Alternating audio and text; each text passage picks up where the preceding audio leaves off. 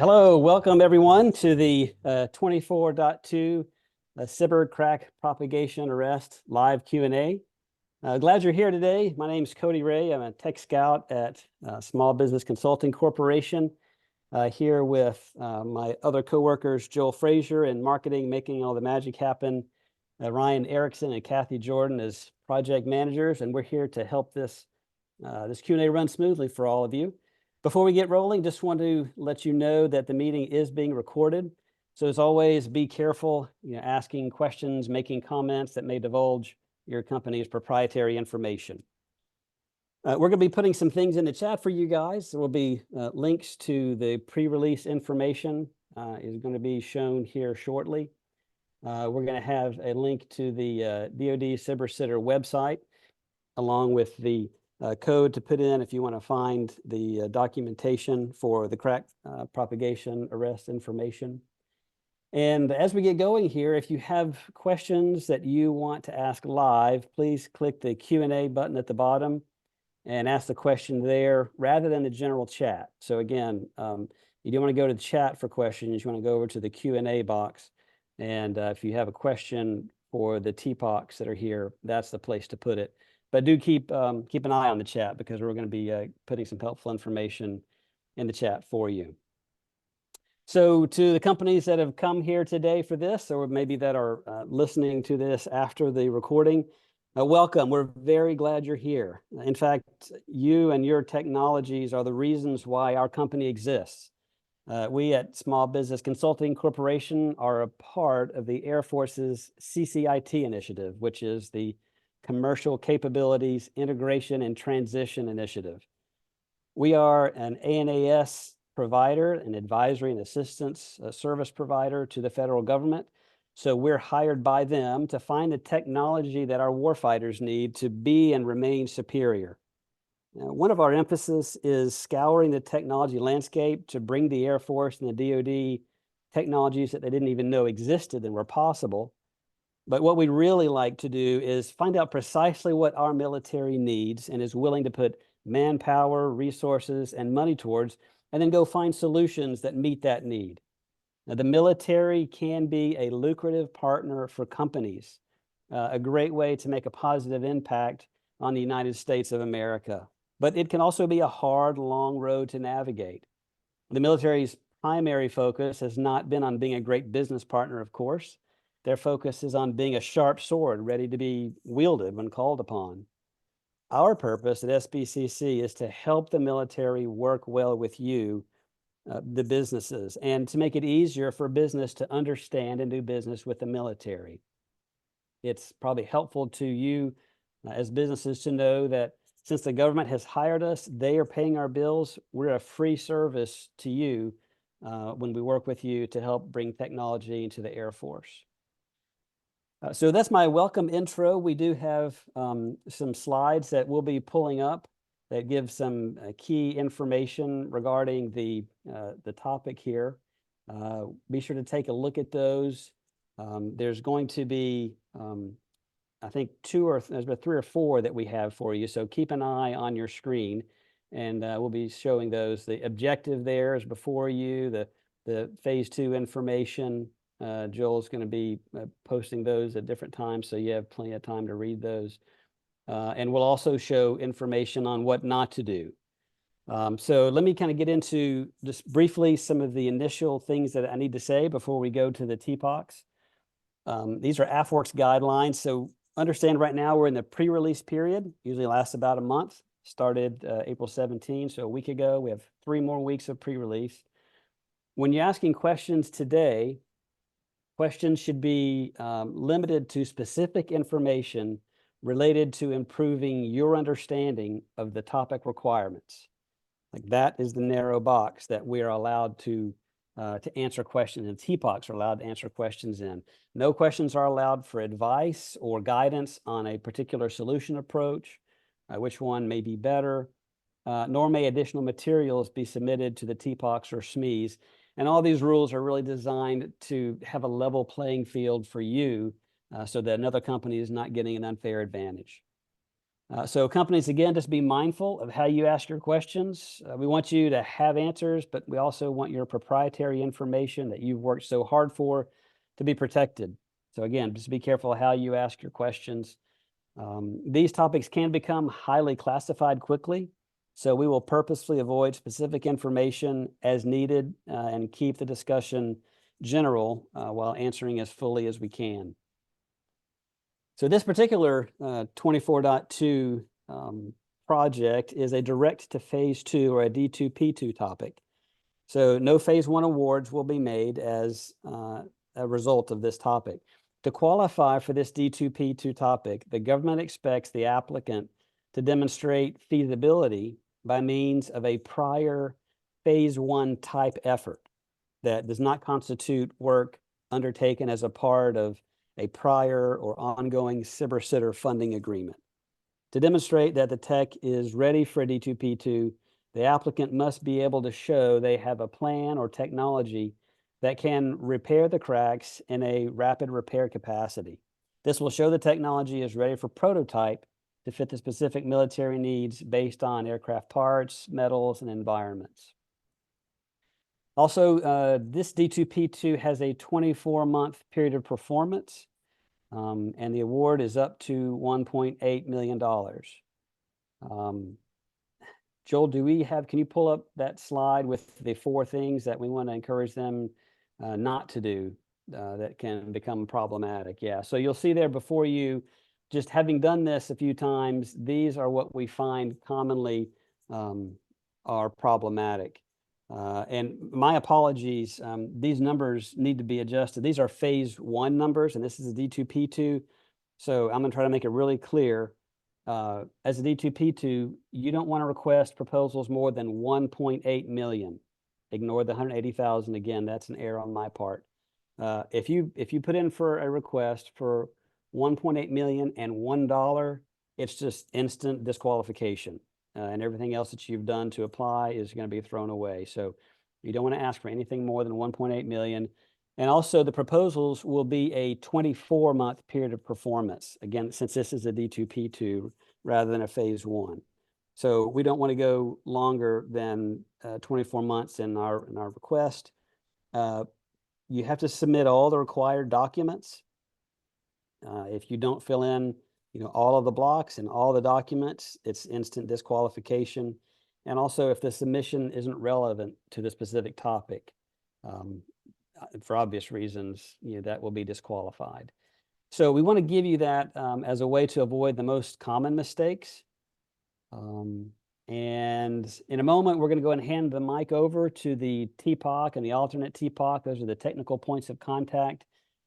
These are the 2 gentlemen who have a lot of expertise in this area and can help answer your questions. But again, when I do that, if you have a question, please click the Q&A button, not the chat, but the Q&A button, and ask your questions there. So with that, I'm going to be quiet for a moment. I'd like to introduce to you our 2 master sergeants. I'll let you gentlemen come on.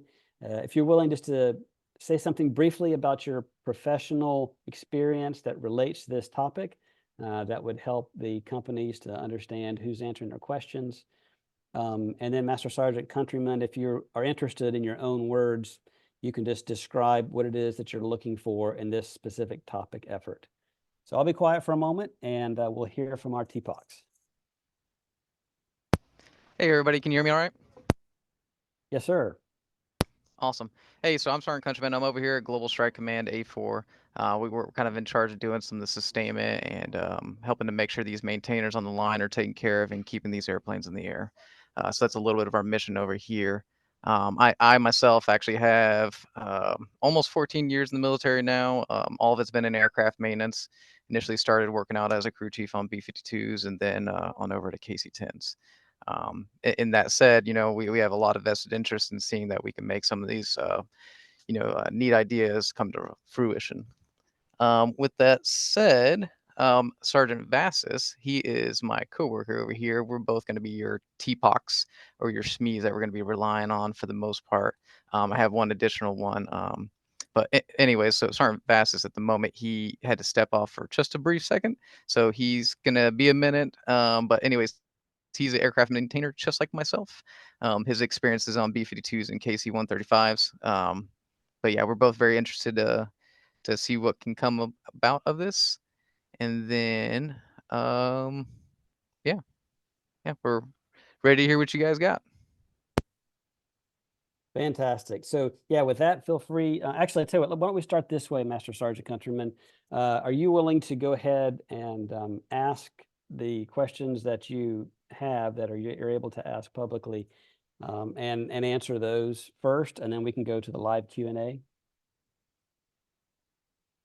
Yeah, sure thing. Yeah, so some of the things that have kind of already come through to us were some basic questions as far as metal types and things of that nature, and what we've been realistically be looking to get after or repair. This is going to include metal, or excuse me, aluminum and steel alloys of sort. I can't say specifically which of those two because we're dealing with both in multiple areas of repair. Um, it's hard to say which of those, but a lot of things are aluminum, of course. When it comes to airplanes, it's a lighter, but we definitely have some of our major heavier structural components that are definitely a steel alloy too. So those are going to be the two type of alloys that we're looking realistically to do these repairs on. um, when it comes to being able to test the capability that you guys are trying to develop, um, it is not very feasible at this point in time to just simply go and do it on one of our active flying aircraft. Of course, with the risk associated with doing that.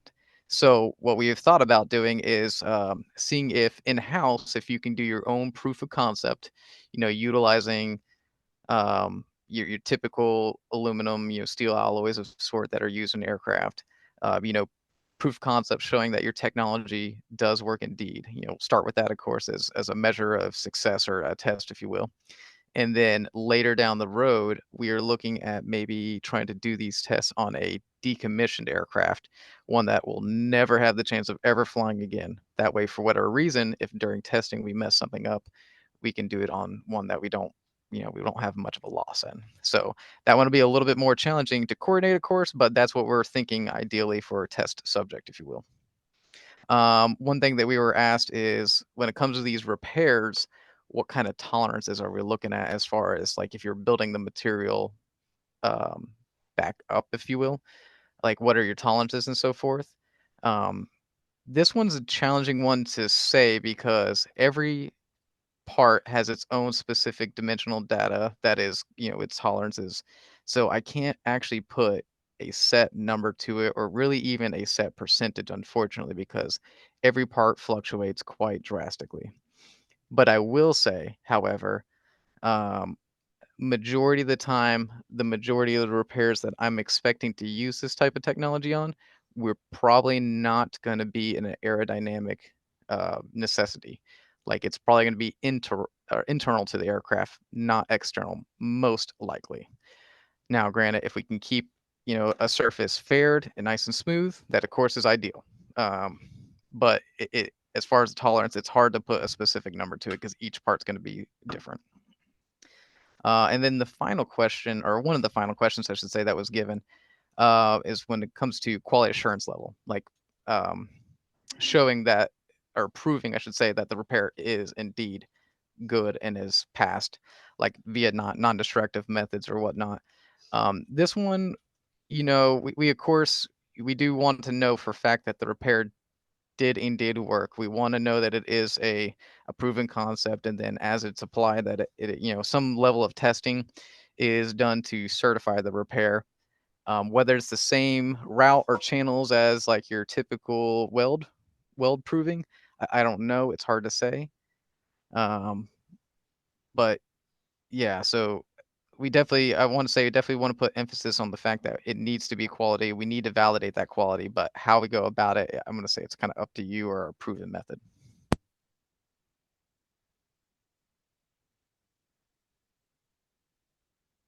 Very good. Thank you, sir. Do you have other questions and answers that you wanted to share here? Not that I could think of at the moment, no. Okay, very good. So then now is the time for other questions, new questions that companies can submit. I do see that Mr. Cardenas has asked about the science office. Sir, I'm not sure which science office you're referring to. Feel free. Oh, I see you here. Sense office or Nate Don's group. So just to be clear, this is a A58 global strike, topic. So I'm not sure about a science office, but I know that Nate Don is involved there. Ryan, do you want to add anything to that?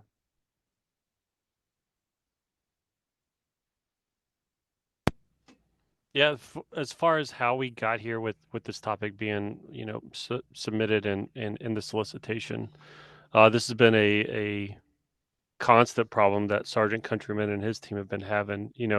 To further expand upon the problem set, when an aircraft needs significant maintenance on a part that is very difficult to access. Correct me if I'm wrong, Sergeant Countryman, but they have to send it off to depot separate, a location from where the operational units are at, and it's down for months, sometimes 6 months to a year, just to fix a part that could take a couple days to fix, and then it finally comes back. But during the 6 months, we're down to operational capability. We lose some of our warfighting force, so there's a risk that they're trying to mitigate by leveraging this specific topic to see if they can come and assist with finding a new tech that can take that requirement to send to another location for repairs out of the equation. That topic was submitted, or that idea was submitted a few months back, and it got selected and some funding behind it, and that's why we're seeing it in this specific topic timeline. And yeah, we've got a few more weeks of pre-release. We understand there's not a phase one, so some of the questions and discussions that would be addressed during a phase one, we've kind of skipped that phase one. So now's a great time to ask as many questions as you can, get as technical as you want, and if something requires a proprietary sidebar with Sergeant Countryman and his team, let us know. We'll try to facilitate that later. But again, we've got a few months to try to meet the feasibility study requirement for this phase two. And so we're leaning forward as best we can. And so we appreciate your guys' willingness to ask questions here. And that way it just saves a lot of bandwidth on our team on the back end. To the Master Sergeant Countryman and TPOX, there's a question here from Henry. Are preventative treatments also a value in this solicitation? Yes. So in conjunction with conducting a repair, a preventative, I would, to prevent further damage, of course, is of value. Yes. Okay, very good. And questioner, if that answered your question, great. If you had a follow on, feel free to. We'll continue to wait here for a few minutes to give you guys opportunity to ask questions. Another one's come in. I don't know if you can see it, Master Sergeant Countryman. It says, how does immigration status of the company owner impact eligibility? I can take that one. Okay. Yeah, refer to the SIBR guidelines, SIBR.gov, and the solicitation. From what I can relay to you, that as long as that person is here in a legal status recognized by the Department of State, it's not considered a foreign national owning that company. So green card, visa, as long as the Department of State recognizes that individual's status, it should not be a disqualifier. But again, refer to the SBIR guidelines, and that's articulated on there.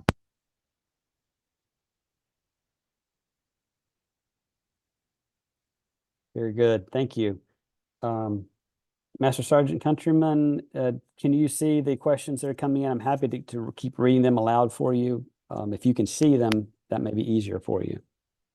Yeah, yeah, I see it. Give me 1 second. Certainly.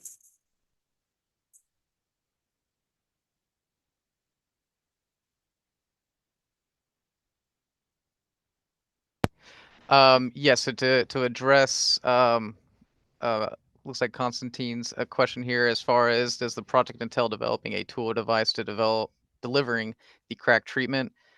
Yes, ideally, we're looking for you guys to develop whatever it is. I don't know what's going to look like at the end of the day. It's hard to say, but whatever said widget to be able to conduct the repair action. And I would like to see a prototype of sort um, by the end of the phase 2 for sure.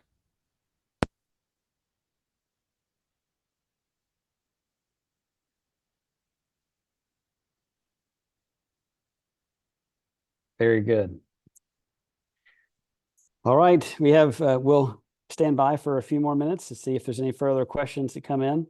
This is a chance to talk to the experts directly and ask them any questions that you like. And by the way, while we're waiting, please everyone take note that the slide has been corrected here. Again, for this phase 2 effort, proposals no more than 1.8 million. Please don't request even a dollar more than that, or you'll be disqualified. You certainly can offer less than that, but to offer more was a disqualification. Proposals with longer than a 24-month period of performance, no longer than a 24-month period of performance. So that's going to be the length of that one. So 24-month period of performance and 1.8 million are the guidelines. Stand by for Cody. further questions. Yes. Hey, so I'd just like to take a moment to kind of elaborate and explain a little bit of what I'm ideally looking for, if that's okay. Absolutely. Perfect. Awesome. Yeah, so I kind of just want to paint this picture a little bit for you guys so where you can understand the current status and where we're trying to get to ideally. But basically, at this point, when it comes to structural or even some substructural type components, when they break, and you're talking like large components, which not all are 100%, some are smaller, but sometimes getting access to these components are incredibly challenging, whether it just be simply a small area or simply that you have to, in order to repair it, you have to physically remove it from the aircraft due to the traditional repair methods, such as welding and things of that nature.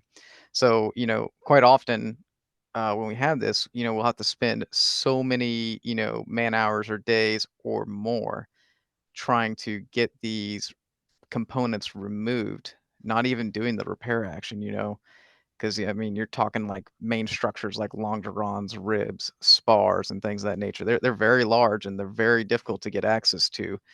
Um, and ideally, we want to get into a world where we no longer have to do that.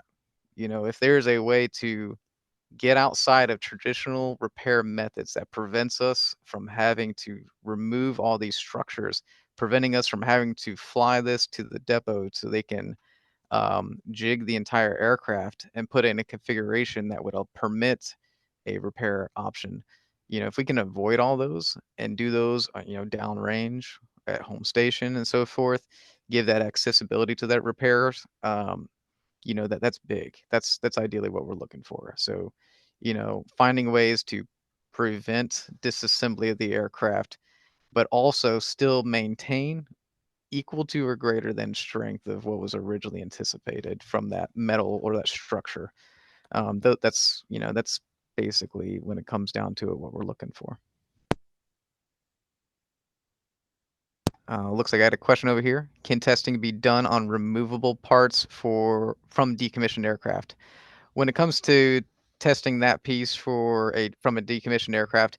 That is what I'm thinking ideally is what's probably going to end up having to happen. I don't foresee the boneyard, which is the place where we send all our decommissioned aircraft. I don't see them allowing us to do it there locally, or at least not on a even if it's a decommissioned aircraft. I don't know. They may let us, but that might be a separate challenge trying to get those permissions. So I do see it being more likely on a part that is already removed off there. But that's one of those things we can kind of cross or jump that hoop as we get to that point. I think showing proof of concept more than anything is going to be of a high importance. Fantastic. Thank you, sir. The Q&A queue is open, so we will give a few more minutes here, see if anybody would like to ask a question.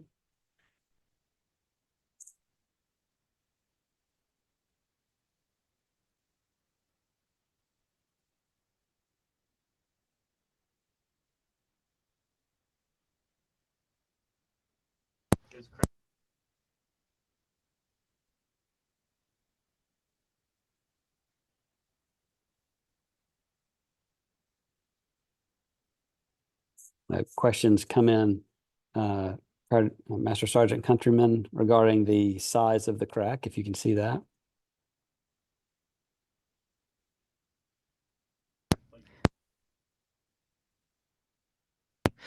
So just to address one of the questions, is the crack automatically considered a failure that requires repair or mitigation?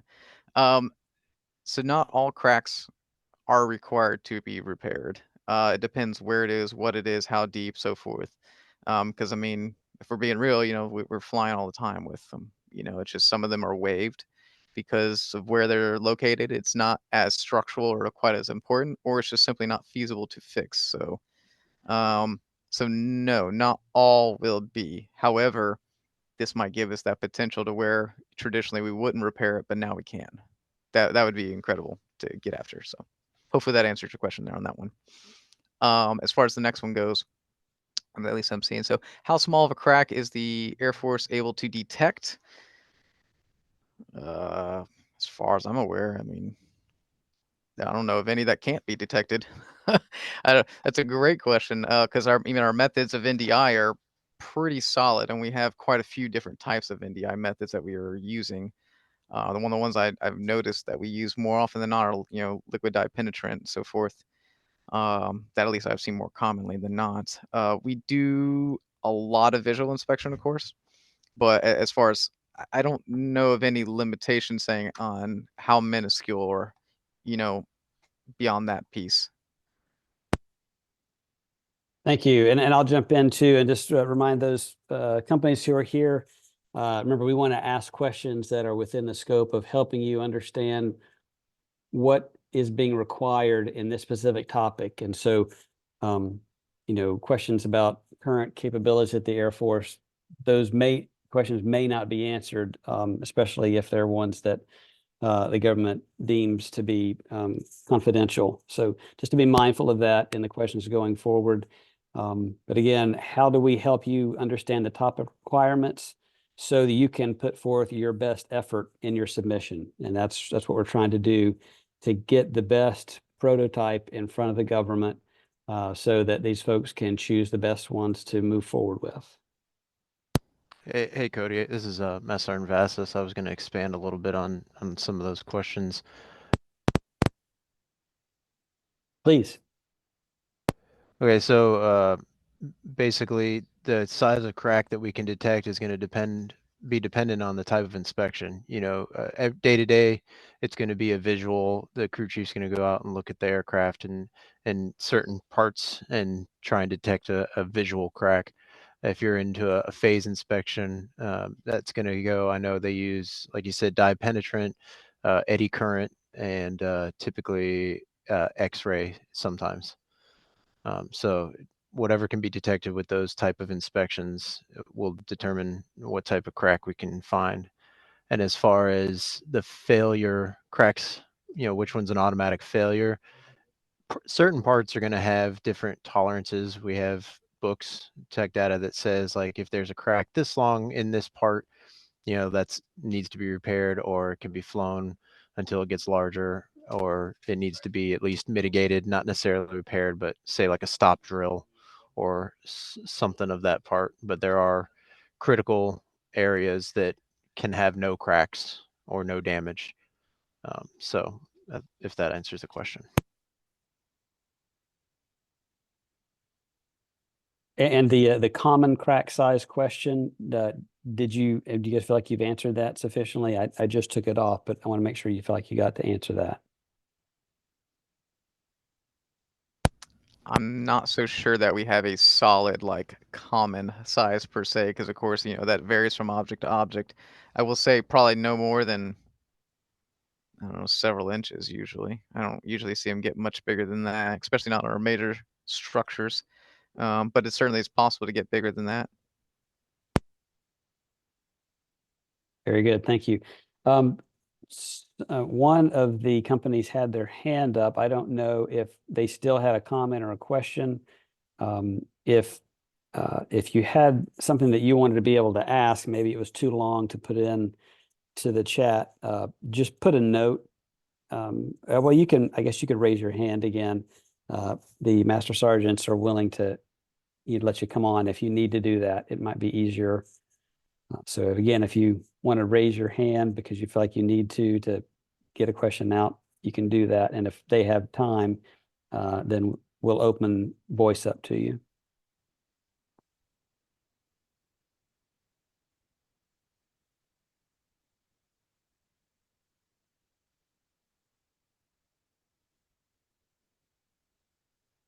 Again, currently no questions in the Q&A, so we'll wait for a moment or two to see if there's anything else.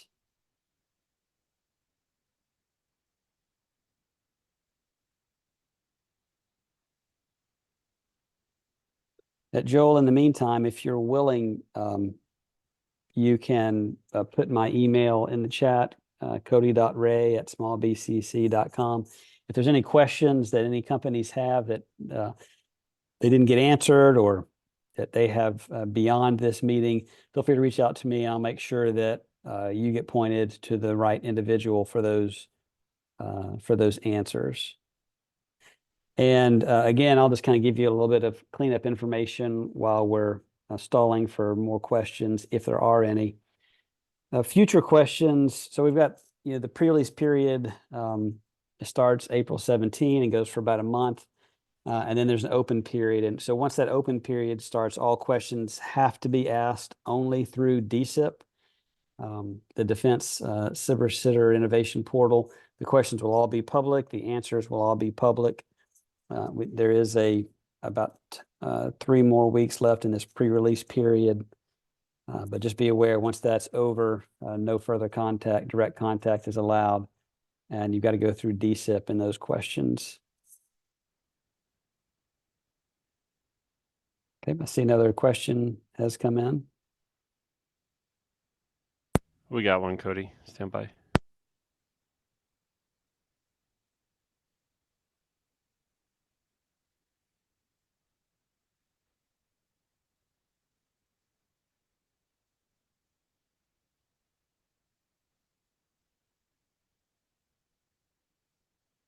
Okay, it says, is it acceptable to mitigate crack growth even though it remains visible after treatment, provided there's a signal that can be devised that indicates effectiveness? I'm going to say yes, because currently, we allow stop drills. So the crack may remain, but it's stop drilled, and as long as it doesn't propagate past the stop drill, then it's considered treated.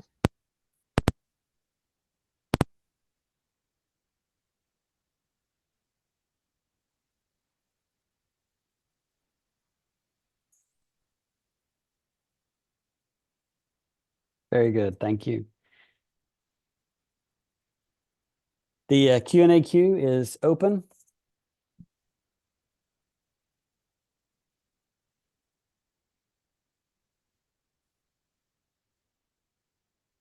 Again, one more time for those of you who may have been confused by the initial slide that I had up.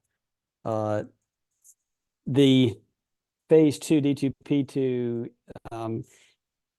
allows up to 1.8 million. Proposals more than 1.8 million will be disqualified, and it allows up to 24 months period of performance. Period of performance request beyond that will also be disqualified. So again, just to confirm that we're all tracking with the right information.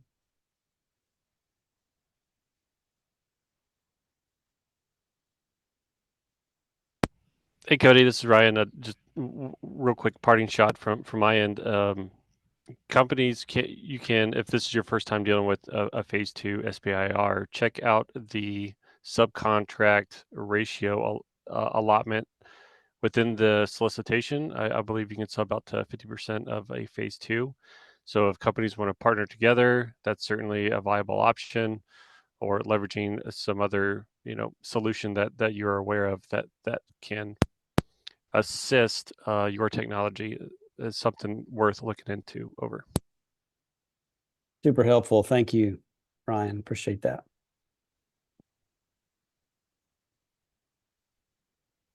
All right, we'll wait one more minute to see if there's any other folks that have come on and would like to ask a question.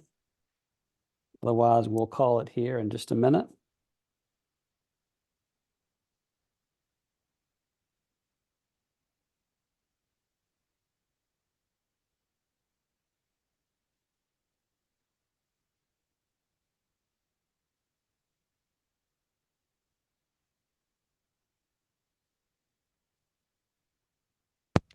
So for this question, what fixed equipment limit exists as proportion of the award?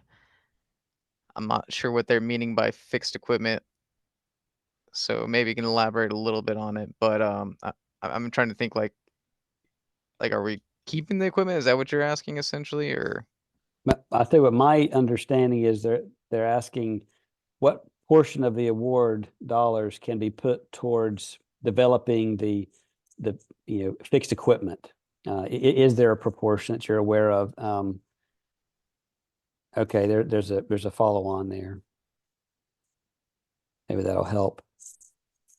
You'd have to refer to this is Ryan again. You'd have to refer to the solicitation for, all the administrative questions regarding, the content of a proposal.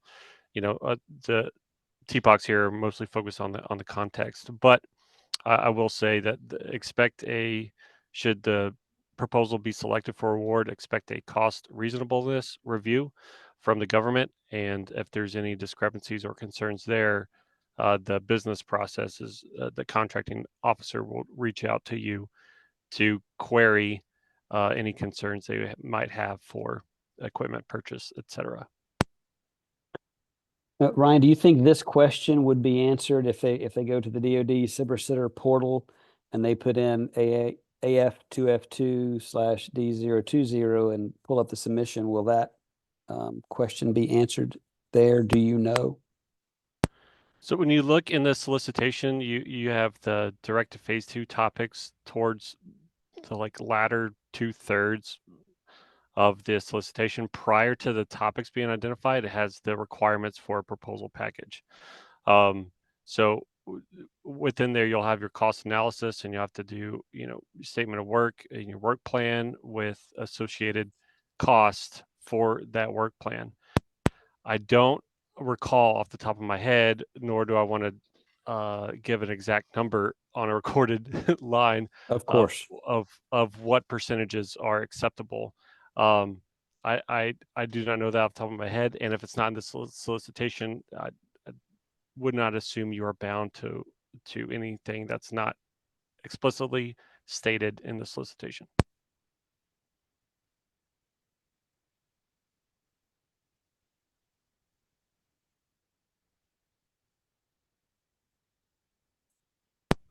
Is the question, I think the question referred if we can purchase equipment for testing and put it on the budget. Yeah, if that's common.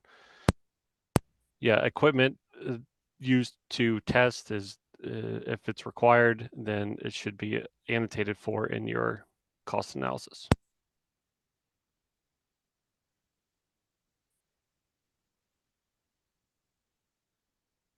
Yeah, Good great question. questions. That's right. Yeah, I was saying the same thing. And thanks for filling in those questions, Ryan.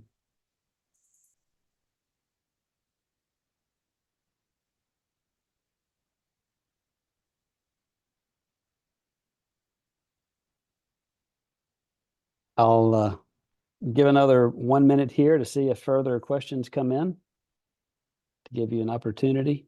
Okay.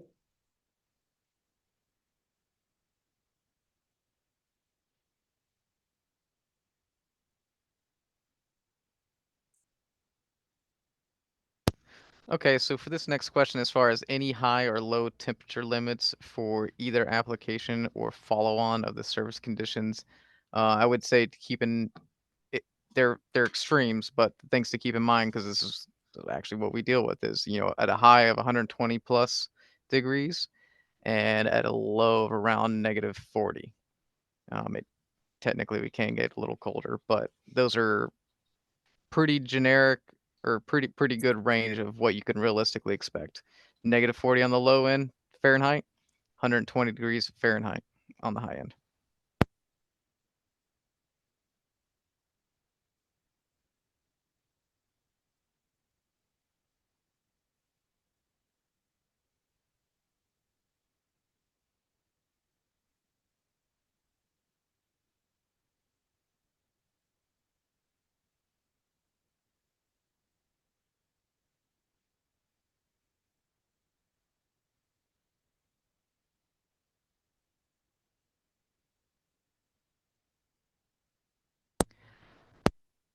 So would full exploration of these limits be needed in this phase?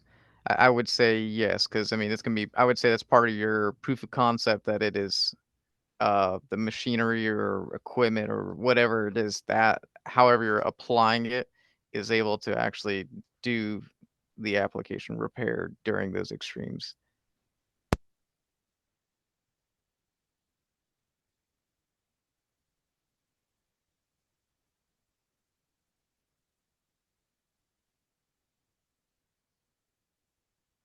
I see there had been a question that was taken down about any limits or percent that they can allocate for the equipment needed. It was taken off. I just wanted to make sure. Oh yeah, you answered it here. Please refer to the solicitation for percentage amounts. Very good. Thank you, sir.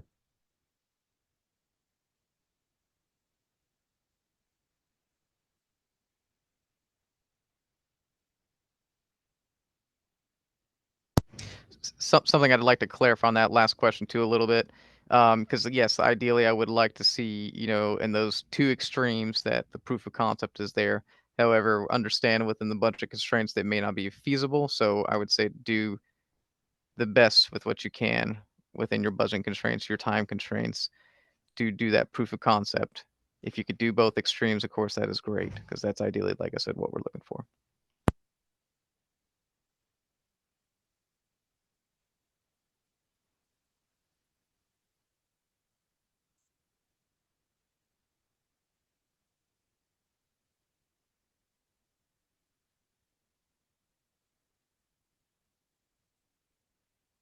Q&A is open for questions.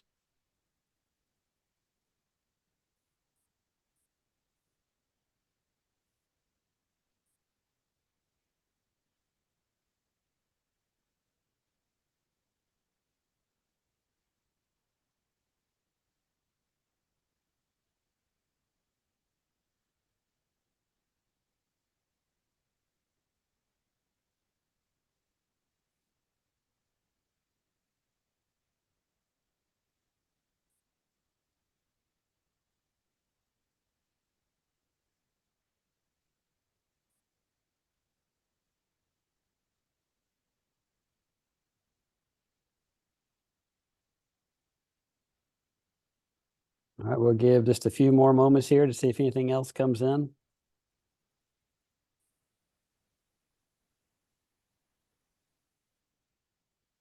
Beginning to think that we're finished with our questions. I'm going to give a few closing remarks. If you have a final question, feel free to fire away.